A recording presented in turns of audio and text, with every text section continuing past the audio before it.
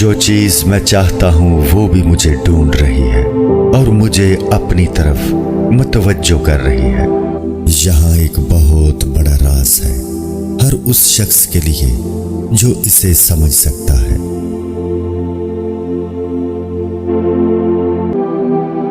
तुम्हारी सारी परेशानियां तुम्हारी ख्वाहिश की वजह से हैं। ख्वाहिश छोड़ दो, तुम्हें सुकून मिलेगा।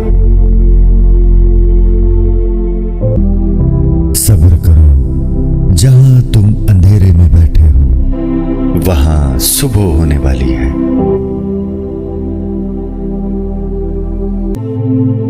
रास्ते पर चलना शुरू करते ही रास्ता नजर आने लगता है। अपनी जरूरियात के लिए दूसरों की तरफ मत देखो।